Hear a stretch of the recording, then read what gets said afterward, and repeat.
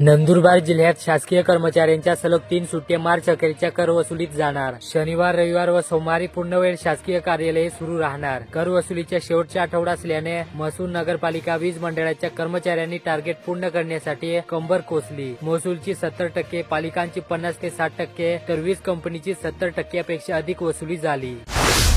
धुळे शहरातील अनेक भागातील नागरिक पाण्याचा दुरुपयोग करतात, त्यामुळे पैसे खर्च करून शुद्ध केलेले पाण्याची मोठ्या प्रमाणात नासाडी होते। आगामी काळात पाण्याची बचत व्हावी तसेच पाणपट्टी कर नियमित वसूल व्हावा यासाठी शहरातील 58,000 नळांना मीटर बसवले जाणार। पहिल्या टप्प्यात 15,000 नळांना मीटर बसवण्यात सुरुवात झाली, त्यामुळे धुळेकरांनी आता पाणी जरा जपून वापरा असे सांगावे लागेल।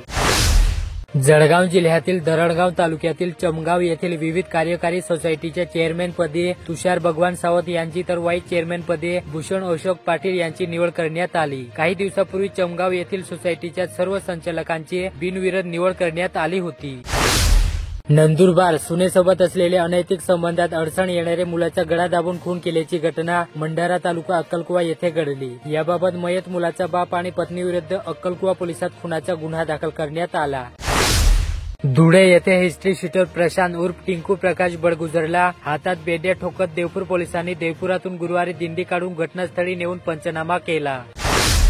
जळगाव जिल्ह्यातील चोपडा येथे कापूस उत्पन्नात अग्रेसर असलेले लासूर आणि परिसरात यंदा शेतकऱ्यांना उत्पादन कमी आणि भावही कमी या समस्येला तोंड द्यावे लागत आहे। यावर्षी अतिपाऊस आणि बोंड अळीमुळे कापसाचे उत्पन्न निम्म्यावर आले होते, तरीही यंदा कापसाला 5 ते 6 हजारांचा भाव मिळाला।